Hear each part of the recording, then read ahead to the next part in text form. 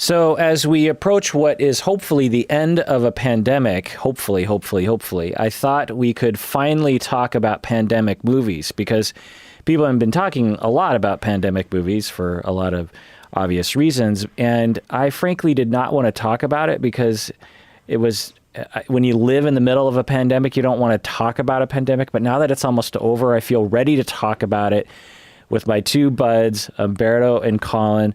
I thought we would give our top 3 pandemic movies. Let's get into it. My name is Dr. Kirk Honda. I'm a therapist and a professor. My name is Humberto Castañeda, and I clean masks. I'm Collin Miller. I work for the Gay Men's Mindfulness Collective, and I'm currently a little congested.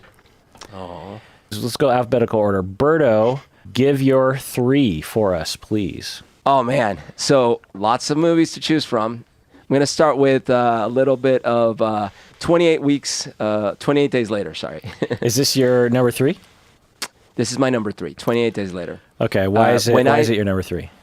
Well, I guess I'll tell you why it's in my top 3. It's because when I saw this movie, I guess there had been movies that did fast zombies, but I never really had a movie about zombies where I just freaked out about the intensity. And so here is a movie where, similar plot to Walking Dead, and the thing of like the guy waking up and like what's going on, but these were so threatening, and they were caused by a virus, and these were not like your usual brains. No, man, these zombies were coming at you, coming super fast. There was just no getting away. Super intense. The movie is very tight, very well made. And I remember feeling kind of stressed watching it. Yeah. So it could be argued that movie started the renaissance of zombie movies. It could be argued. Absolutely. Yeah. Because I remember if you saw that movie for the first time today, you'd be like, yeah, okay, whatever. But I remember at the time it was revolutionary. Because zombie movies to our generation, Berto, were the 60s B movies where, the zombies are moving really slow. You have the people holed up in a cabin somewhere talking and having a fight. But the zombies were scary, but 28 Days Later was just on a whole other level. And it had a verisimilitude, is that the word? It had a truthiness of it. It had a realism that we hadn't seen before in these kinds of movies. And I remember that too. I recently tried to rewatch it and I was just like, it's okay. But I think for its time, it was completely mind-blowing. Yeah, very, very much agree. My number 2 is 12 Monkeys. Oh. 12 Monkeys, man. That is a trippy movie. It's got Brad Pitt in it, which is he does a good job, actually. Yeah. So I'm going to reveal that's my number 2 as well. Bruno. Oh, weird. Both are number 2. Why is it your number 2? Well, okay, there was something really creepy about seeing what happens to our cities when they get, go into disrepair and humans aren't around, and actually seeing like, oh yeah, I guess the flora and the fauna would take over, and then it would be kind of dangerous for humans to roam around. That part alone was really interesting. It was also, it had a lot of messages packed into it, and it was very, how do you say it? It was like packed with philosophy. That was the other thing. So I really appreciated that. And it was action packed. Like, it was really entertaining from beginning to end. Kind of a puzzler too. Like, you're trying to piece together the story. So there were a lot of entertaining. I love the acting in it. I love the special effects were really cool. So yeah. Yeah. So I'll just chime in with why I love this movie too. And it was hard to choose, but 12 Monkeys was pretty easy. When I saw it at the age of 24, I just loved it so much. I recently rewatched it, and I don't love it as much, but it still holds a good place in my heart. Terry Gilliam, this is the height of his powers. the first, just listen to the first number of movies he made: Monty Python, Holy Grail, Jabberwocky, Time Bandits, one of my favorite movies, Brazil, my second favorite movie, The Adventures of Baron Munchausen, The Fisher King, which was totally life-changing to me when I saw it at the age of 20. I remember seeing The Fisher King, and it just completely blew my mind. If I watched it today, I'm sure it wouldn't necessarily still blow my mind, but when I was 20, it really affected me. And then 12 Monkeys. And then from there, he kind of goes downhill from that point. So 12 Monkeys is kind of like his pinnacle. Absolutely. And time travel is always tricky, but like I love movies where it's not about like I never felt a need to like sit there and pick it apart as far as like, well, that wouldn't happen in time. It's just there's so much good plot and so much good dialogue and everything that's just. But the time travel elements in that movie is actually, accurate in terms of how you play with those kinds of timelines. You know, right? I thought you were going to say accurate how it really works. Because the way that it plays out is a loop, and you wonder, did their efforts to stop the pandemic actually cause the pandemic? Right. And that's kind of an interesting, philosophical question.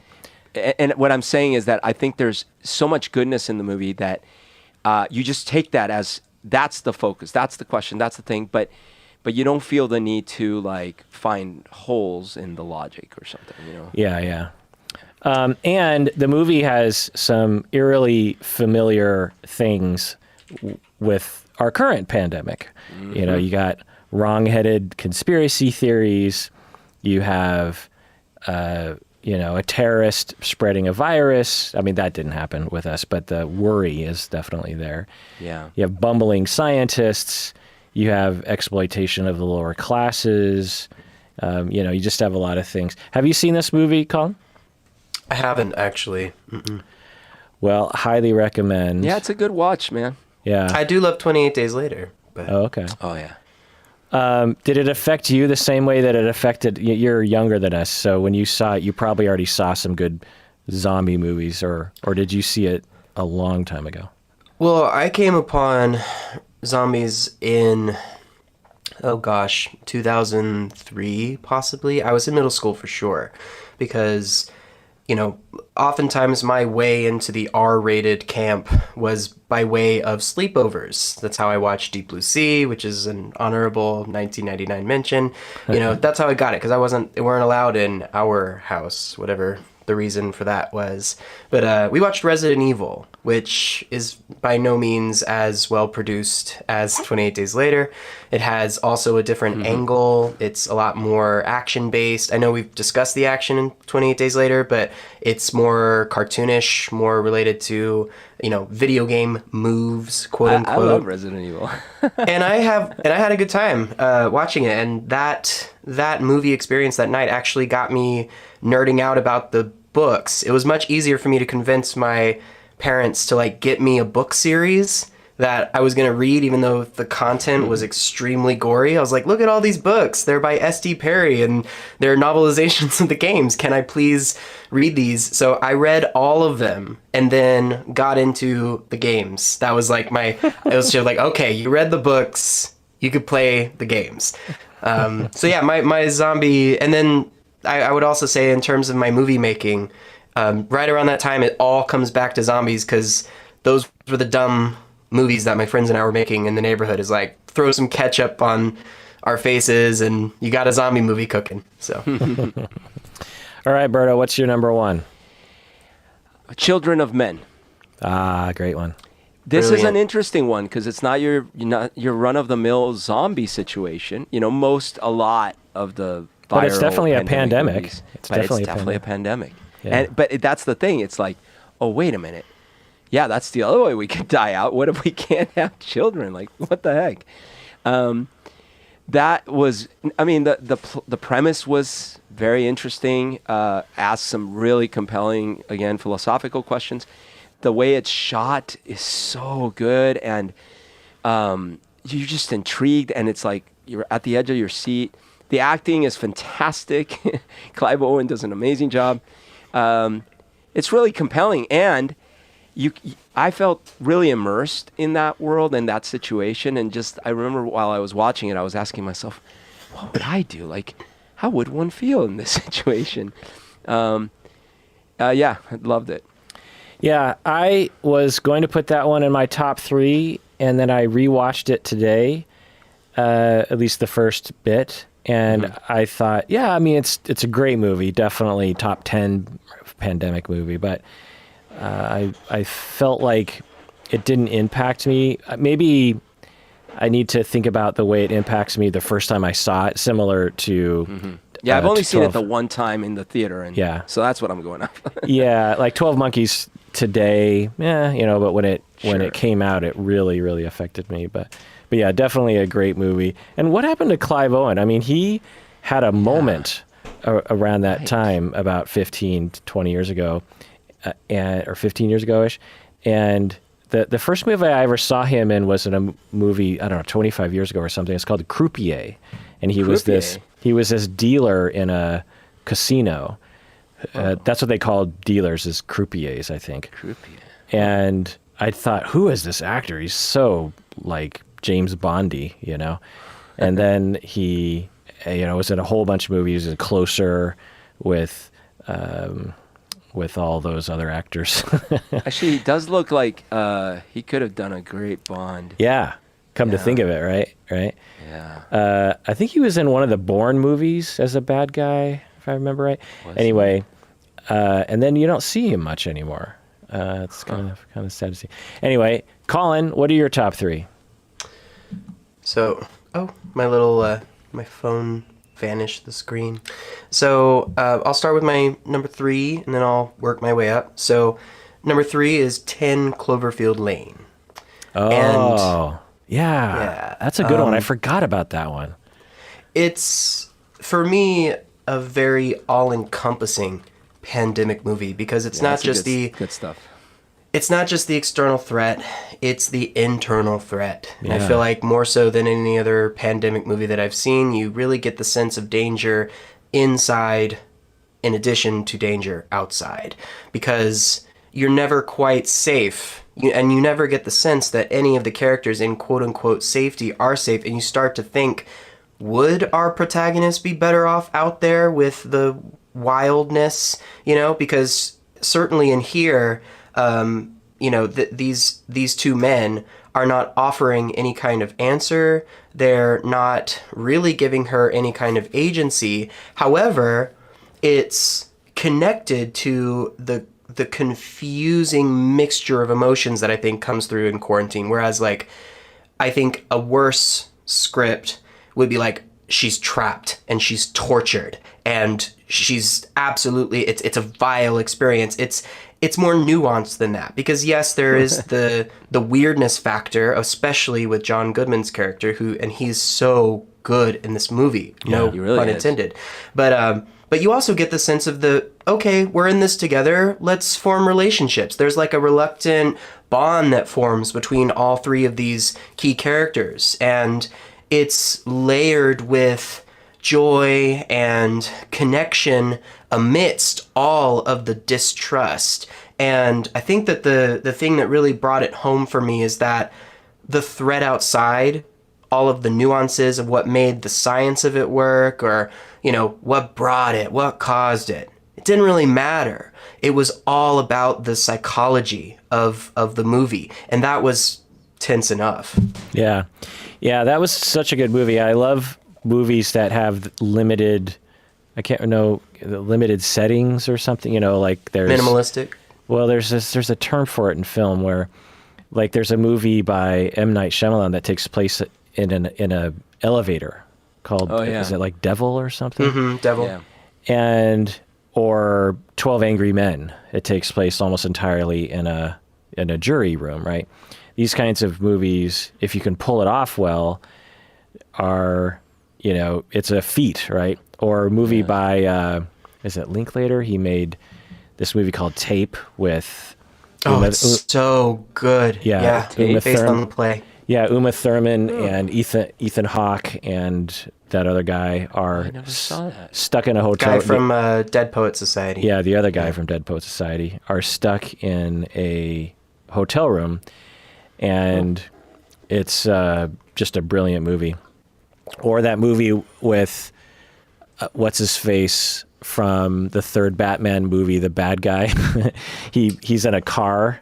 The entire movie takes place when he's in a car. Oh, Locke. Yeah, Locke. Yeah. Or that other movie seen that with Ryan Reynolds where he's buried 27 alive. hours? Or 127 hours? No, the Wait, one no, where no. he's buried There's alive. a different one. Yeah, see, I haven't seen that either. Man, I've got to get up to speed on these trapped movies. That's right. He's in 2 movies that are very... But you did just mention a great example, though, Collin, which was, and it's based on a real story, which is, I think it's 127 hours or something. I want to watch the one I haven't seen that one.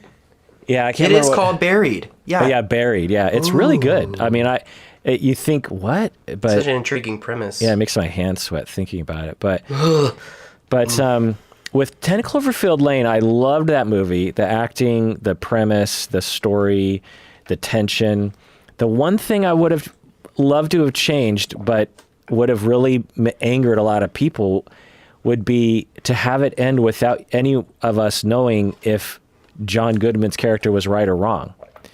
Like, you know, the woman finally breaks out and then the movie just ends. And, you know, but she breaks out and then the question is answered. I won't spoil it. He was but right, wrong. No. Do you think that was... I was wondering... Berto. Because I was wondering about that. You know, there often in movies are multiple endings that will be either in the script shooting draft, or they'll just come up with different endings and then test them out. Like I think on our Fatal Attraction episode, we talked about how in the movie Fatal Attraction, spoilers I suppose for this movie, she gets shot by the wife, but in the original ending, you know, she slits her own throat, and vastly different emotional places of resonance. But do you think that there was an ending, kind of what you're suggesting, and then maybe they were like, well, the audience needs this, you know what I mean? Yeah, I mean, people hate it. You know, my wife hates it, actually. The movies will just end. She'll be like, what? And if it's done well, I like that because I don't know. Why do I like that? Why do I like it? I think it's because it's more, and I could be wrong, but my extrapolation would be that life is more like that. Few things in life are like endings. Like, all right, clarity. Like, more, endings like that offer, I think, more of a truth because it reflects the sense of us always being on a journey towards answers, as opposed to, all right, finito. Right, exactly. Like with Inception, with the top. Yes. Is he in a dream or is he not in a dream? Or the worst crime of this nature was Rosemary's Baby. The ending is so dumb, but the first the 90 movie's so good. The first 98% of that movie is a masterpiece, and then the final 2% is like a cheesy 70s sitcom version of a movie. And I just thought, what is happening right now? So, what's your number 2, Collin? So my number 2 is, it's kind of a cop-out because there are 3 movies in this trilogy and they're separated by so many years. It's what I call the Invasion trilogy. So we've got the like 50s black and white one that's about the, you know, Red Scare, the invasion of the Body Snatchers. Then you fast forward to the 70s with Donald Sutherland, who, by the way, is like super hot in that movie. Like, I know it's like a weird choice, but like Donald Sutherland, like, whew, like, give me all of that.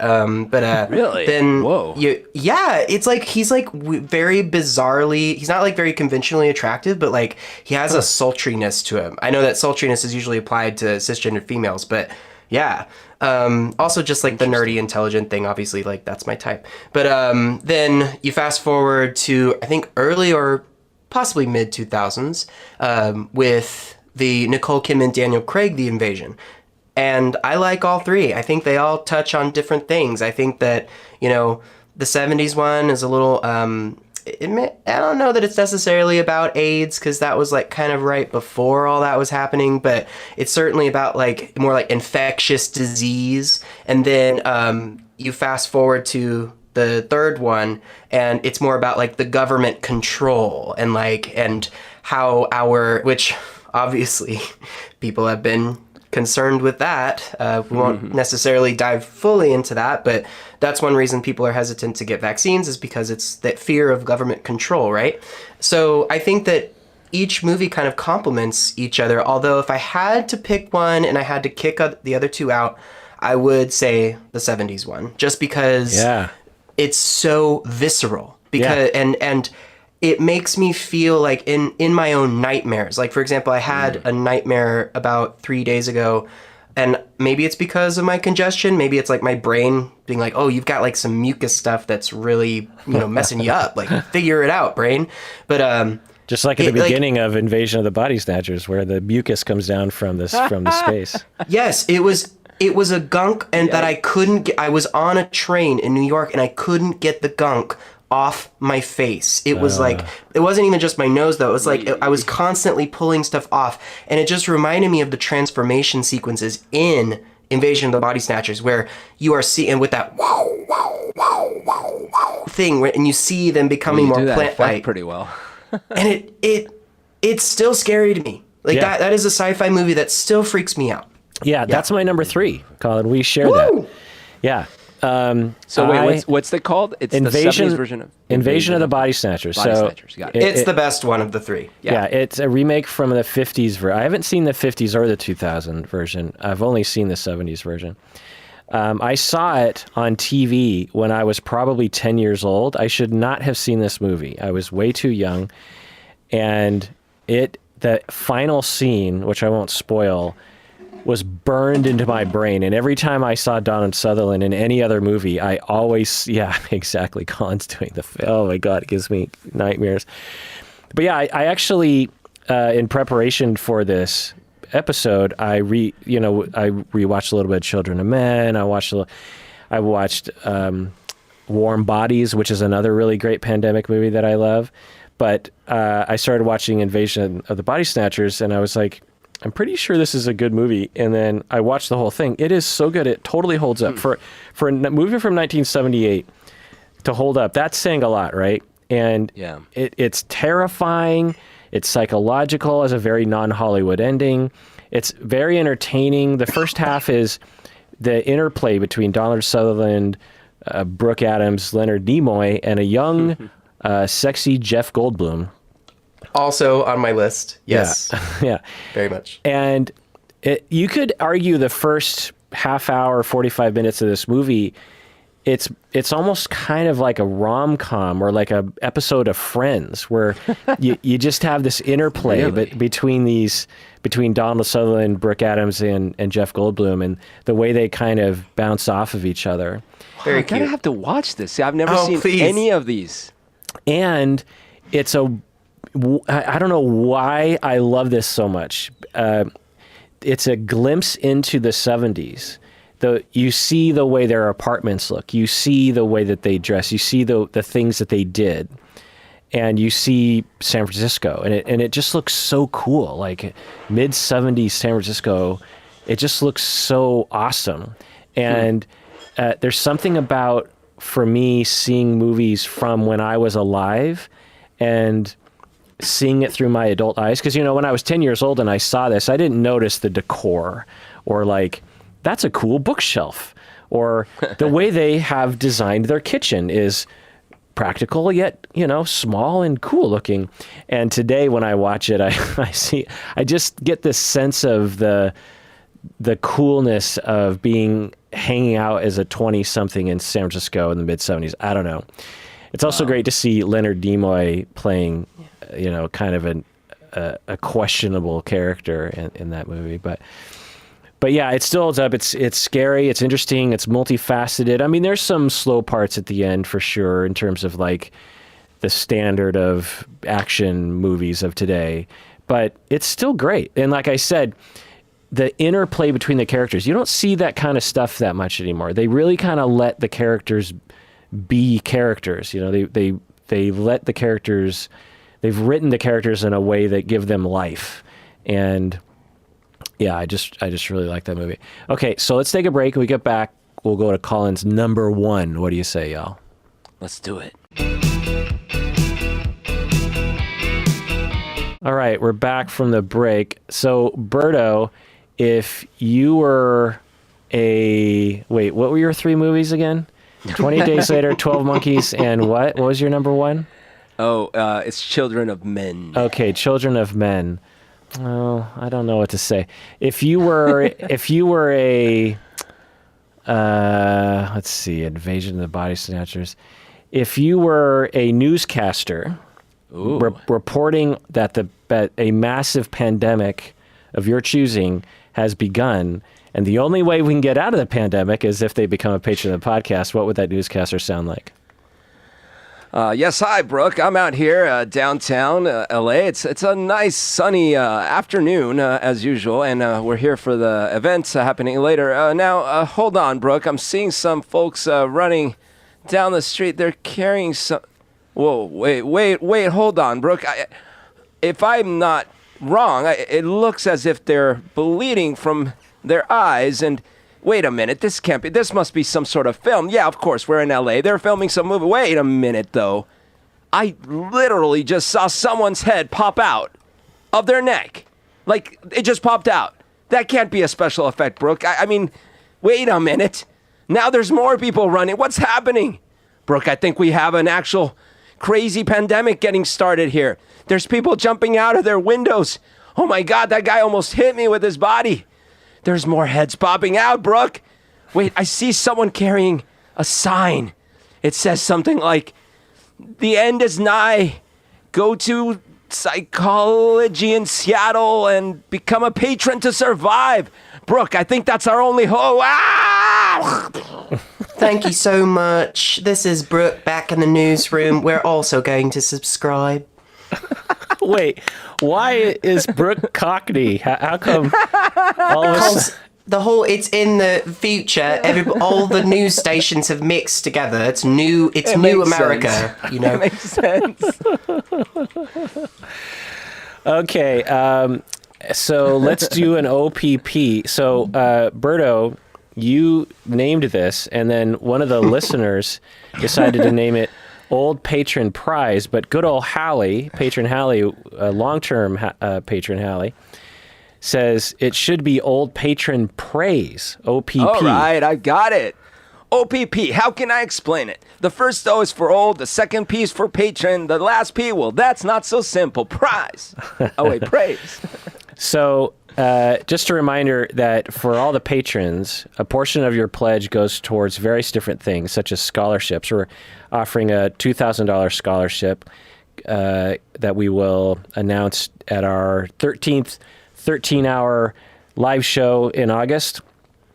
And so if you're a grad student in the field of psychotherapy or psychology, go there and apply or tell someone you know. Also, we're going to give out a $1,000 art grant, and we've given out art grants in the past, and a portion of your pledge goes towards that.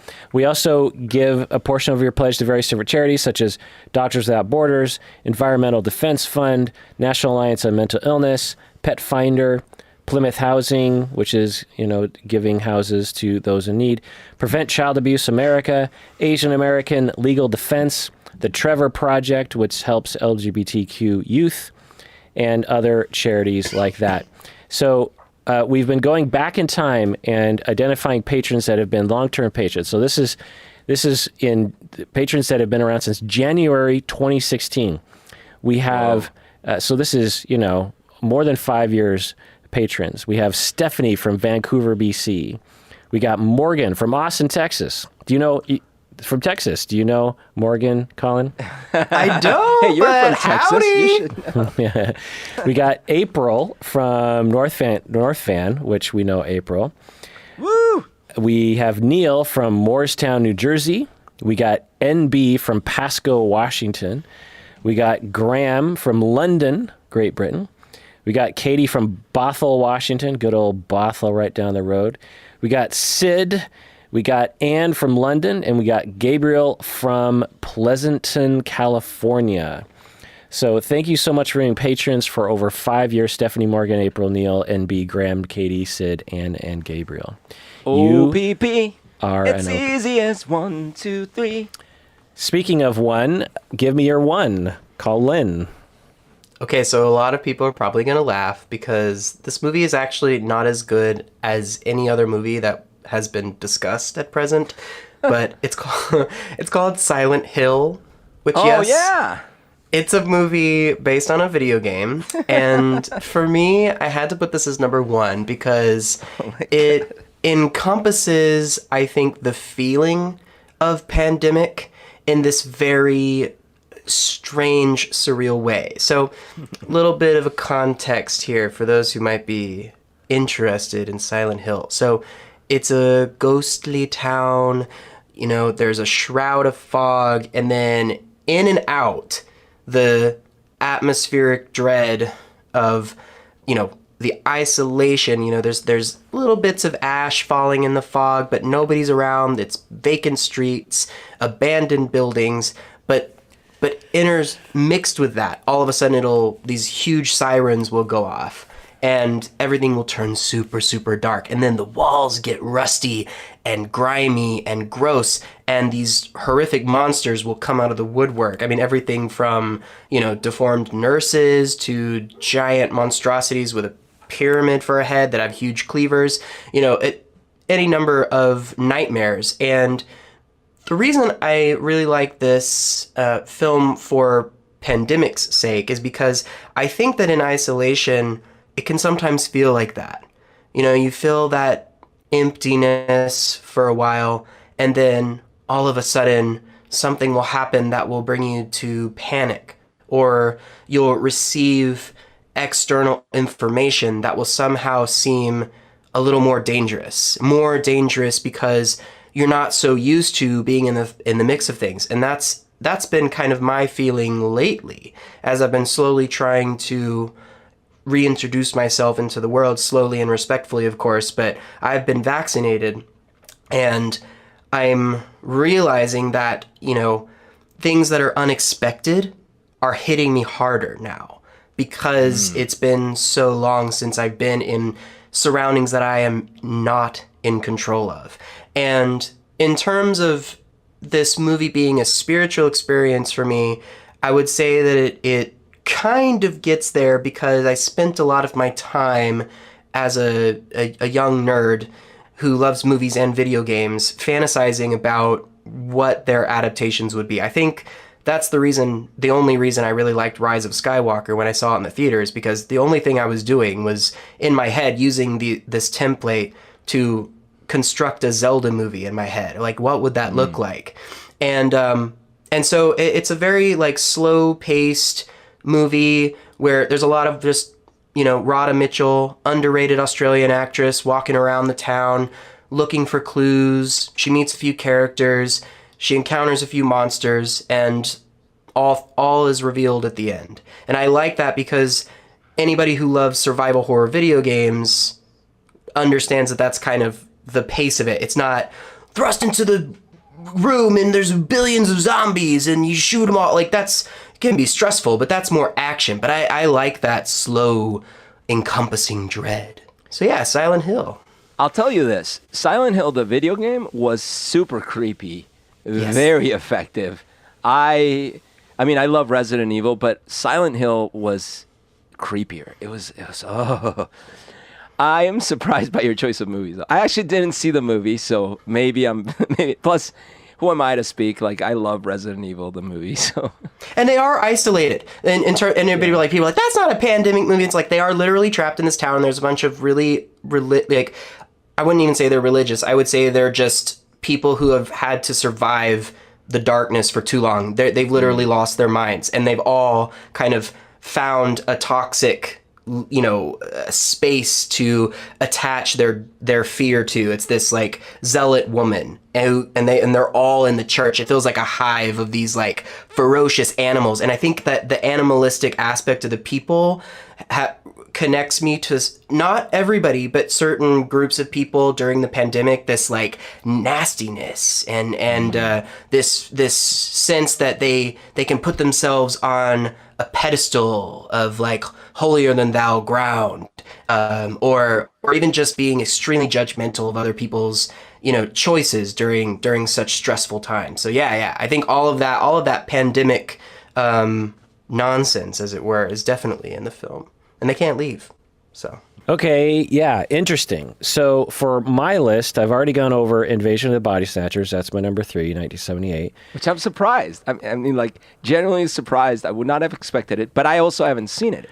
So Yeah. I'm now going to have to watch it. And it's really a classic pandemic movie. You start with these isolated infections, and it spreads really easily with this flower, and then people start spreading it on purpose, and it's a pretty interesting movie, and there's not a lot of movies like it, honestly. Yeah.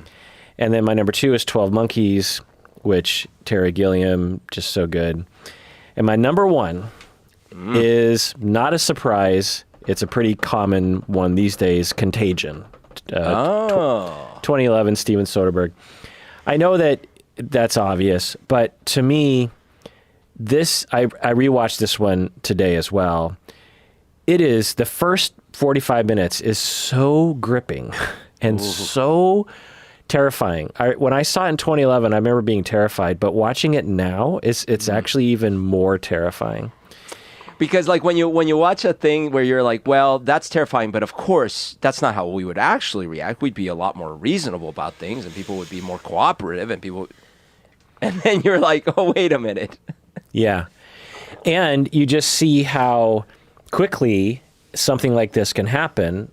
Yeah. And the contagion in the movie Contagion is a lot more deadly. And so you have and the people die very quickly. So you have this much more scary thing, but it's sure, when I was watching this movie, I felt like I was watching a documentary in a certain way, and a heightened example of what people are going through. I mean, the virus starts in China, and people someone flies out from China to the United States. There's a little bit of a ground zero, and it starts to spread, and then people start to die, and now we're saying, well, what's going on? And then the CDC and the WHO gets involved, and by the time they get their people on the ground, it's like the cat's out of the bag. It's now in various different cities all over the world. We're trying to communicate to everyone. We got governments pushing back on us, and there was so many eerie accuracies that this movie got right. And you just have to wonder because the people who made this movie were basing it on the scientists. So the scientists must have known about this for a long time, right? And hopefully after we actually went through a mini version of Contagion, and make no doubt about it, the pandemic we're in right now is a mini version. There are much worse versions of viruses that could and have been spread throughout our population. That's more contagious. That's the scary thing is that like the one we're in, people would say, well, it doesn't kill that many people. But look at just how bad it gets when it kills as many people as it does. 3 million plus or so. Yeah, it's right. So this had strangely, I think this movie had a huge uptick in the amount of people watching it over the past year. Because that was me. I remember hearing about, I got to watch Contagion because we're going through a pandemic. I'm like, I'm living through it right now. I don't want to watch that. Like the movies that are coming out more recently about, they'll make a movie about a lockdown. I think there's even a movie called like Lockdown or something. And people are talking, the whole movie takes place over Zoom. And that is the last thing I want to do. I want to escape the problem. I don't want to, have a mirror reflection of the fact that I am wearing sweats for sleep and for work, They should make a movie about people that refuse to watch movies about the pandemic situation. Yeah. But so I just made a list of all the things that are eerily familiar. You got idiots in the government. You got making huge makeshift hospitals. You have quarantining, and it was a lightning bolt when this line was said. The CDC guy says, social distancing. So when I saw this movie in 2011 in the movie theater, the social distancing phrase I probably didn't even notice it. But you hear it, out the other. yeah, you hear it in this movie. You're just like, you know, like they knew it back then, and it's the same phrase. They also portrayed in the movie teens missing each other a lot, and teens missing prom. You know, you don't think about that, right? You don't think about how. I mean, you don't think about it unless you have a teenager going through it. Just whole important coming of age ceremonies just completely just erased. Graduation ceremonies. If you were a track star, you couldn't play track that year, and you just graduated high school unceremoniously, you know? Does that mean that there's a lot more virgins running around? Well, yeah, actually. Well, I mean, in terms of less sex, yeah. Yeah.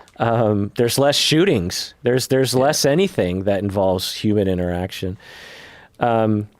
Difficulty tracing the virus, conspiracy theories, protests against the CDC, working online, run on grocery stores. Like there's a scene where people are stocking up and they zoom in on a grocery customer's hand and he's grabbing a bunch of Amy's soup. I literally stock up on Amy's soup when the pandemic happened. That was all I bought. I bought Amy's lentil and Amy's chili and Amy's chicken noodle soup. Like we have one cabinet. It's just filled to the brim with Amy's That sounds pretty soup. yummy. Snake oil theories, like what was it that Trump was talking about? Oh yeah, take Bleach? cleaner, ingest some. Well, what? No, bleach. well, no. There was yes, but there was also the hydroxychloroquine. Yeah, He even had like a catchphrase, like hydroxy or something. He had some sort of nickname for it, and pushing that kind of thing and a run on it. Misinformation, mutations, the transmission between animals and humans. They got it all right. But there were some inaccuracies that are worth pointing out. In the movie, the nurses go on strike because they don't feel protected enough being exposed to patients, which is completely the opposite of what happened in real life. Nurses I don't remember hearing nurses talking about going on strike. I mean, they were stressed out. They were upset about a lot of things, but I don't remember hearing about any medical provider saying, we're not going to do our part to try to save lives and help our society. I mean, they, true heroes. I mean, just remember that at the beginning of this all, when there was no PPE, they had to makeshift their own protection and put hands on COVID patients and be in the room with them, and just how brave they were, and how they said, well, someone's got to do it to save these people's lives, and so yeah, in the movie, no one really knew what was up. It's, I mean, yeah, it was so scary. So few details. Yeah, it was so scary. It still is, but it was particularly scary in the beginning. The other thing that was not accurate that I immediately recognized is when they were doing a run on the grocery stores, there was no run on toilet paper. Who would have predicted? No one counted on the TP. Yeah, or hand sanitizer. The runs on the the run on the grocery store was mainly food and medicine. But who would have thought it would be toilet paper? I guess it makes sense. Hand sanitizer. Again, Silent Hill thinking. Yeah. What do you mean? Yeah. I mean the thinking of people who are just so mad with fear. Like their logic, to a certain extent, goes out the door. I feel like, because those people, if they had thought more, thought longer, thought harder about what the effect of their actions would be, they're actually cutting themselves off and others from those resources by doing what they did. So, it's just that like because we're already as humans afraid that we don't have enough, right? And then when you give people a reason to think that they won't have enough of something, it's gonna just extrapolate. That's my word tonight, I guess, is extrapolate. Just all of that neurotic thought. Yeah. It's just so funny though that it was toilet paper, right? Yeah. It wasn't like flour or gasoline, things that you would think are more fundamental to the human like, survival. Did you end up using all that toilet paper you bought? Well, at first, but then since I had no food, not much. Yeah. We started eating the toilet paper. I mean, I think a factor that wasn't discussed much was that I think Americans are completely phobic about their buttholes. Like, Yes. just, they don't want to. Phobics? Yeah, Buttophobics? because like, as a Japanese person who's experienced bidets, beautiful, wonderful, convenient, comfortable bidets in Japan, and like bidets myself, for decades, I would go to white Americans and I'd say, like, if you had a piece of poo on your arm, would you just wipe it off with a paper towel? Would you run it under some water? Well, of course, I'd run it under some water. Then what are you doing with your butt? You know what I mean? And but that's gross, you know? And I'm like, is it gross to wash your arm if you get poo on your arm? No, it's not. That's sanitary. But so it's gross to wash your butt. That's disgusting. Yeah, it's disgusting. Why would you do that? Like, that's completely gross. You know, like, why are you even talking about this? I'm just like, you literally do it every day. Everyone does it. There's a book called Everyone Poos. It's just a thing, man. Just get over yourself. Like, you're not. It's like this mystery black hole, you know, that no one wants to talk about. And so, the thought of going, the thought of starvation was actually more palatable and more acceptable than the thought of actually having to touch your own butt with, like, your hands. Because if you run out of toilet paper, you're going to be using your hands, and that thought is completely abhorrent to Americans. So growing up in Colombia, in the house that my grandpa built, they had a bidet. But the bidet was separate from the toilet. So you would sit on the toilet seat, and across from you was a bidet. But here's the funny thing. I never knew what it was for. No one ever told me. Maybe they did, and I forgot. So when I was little, I would wash my feet in it. Basically, I would, like, sit on the edge of the bathtub and put my feet in the bidet and turn on the water and just kind of, like, wash my feet. And I thought it was the funnest thing ever. Free the nipples, sure, but, you know, also free the butthole. Yes. Got to put that out there. Free the nipple, wash the butthole. Or the feet. Also the feet. Yes, Berto, sorry. The feet, too. The other inaccuracy, or at least difference, with the movie and reality was that there was rioting in the movie, and there was rioting in reality, but not because of the pandemic, but because of the George Floyd protests, right? Mm-hmm. So I think when I saw this movie and I saw that contrast, it gave me a positive feeling about humans. We, you know, in our societies around the world, have experienced an unprecedented event in the past year. Yeah. It has been horrifying in a variety of ways.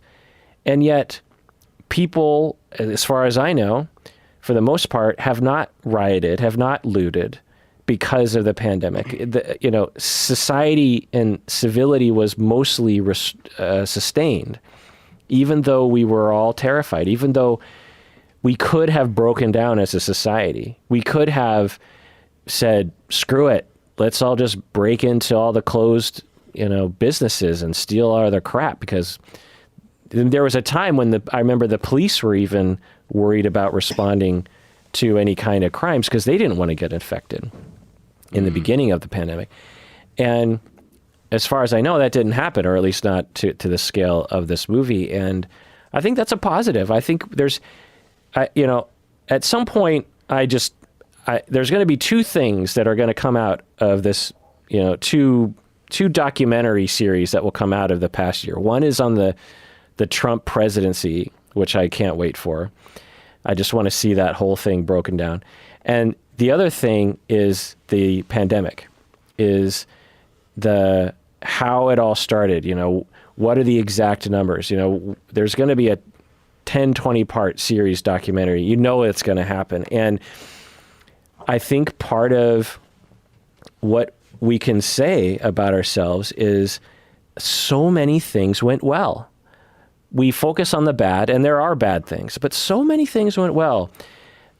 The fact that the vaccine development happened so quickly and people worked so hard and governments actually did coordinate, and you could say to steal the vaccine, but at least they spent the money. There's a lot of things that we did right. There's a lot of things we can apply. There's a lot of things, obviously, that we can change and learn from and be upset about and ashamed about. But I also think we need to focus on the positive. And when I watched Contagion, the movie, I thought, you know what? We're doing better in reality than we are in this movie. We did overall, I think, there are some things we did better. Anyway, the other thing in this movie that's inaccurate is that Jude Law plays this blogger who is selling like a hydroxychloroquine thing. He claims that he got the disease and then he used this homeopathic thing and it cures him. And he made millions of dollars selling this snake oil. And the government actually prosecutes him. And we never find out, but the implication is he ends up going to jail. But that's something we're not going to see and haven't seen as well. Yeah.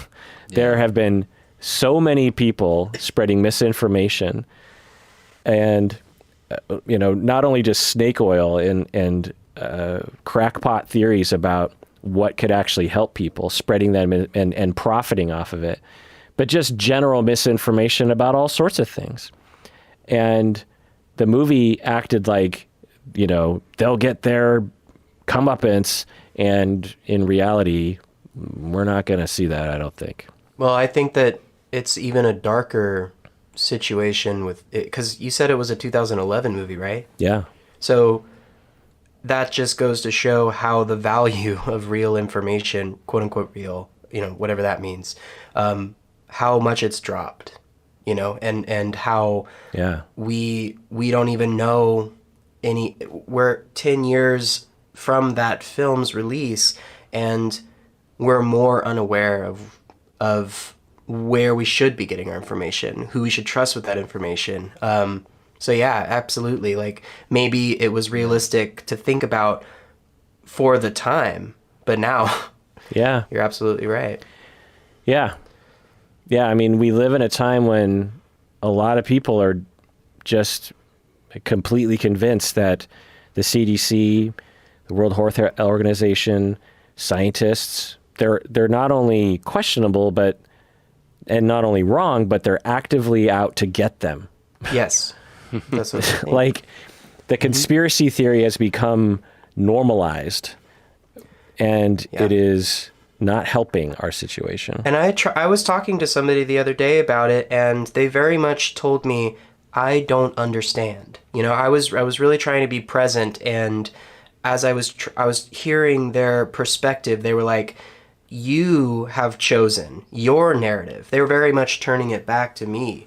And because this is a person who feels very much would be an example of someone who feels like what you're suggesting, that they are actively being targeted. And so, yeah, it was definitely an experience to hear that kind of perspective, because it's not willy-nilly. There's a real belief there, and when somebody has chosen, with that amount of strength, that is the way that it is, it's just so hard to do anything but listen at that point, Yeah. I mean, yeah. You're not going to convince people, in my experience. All right. So to close, just doing some honorable mentions.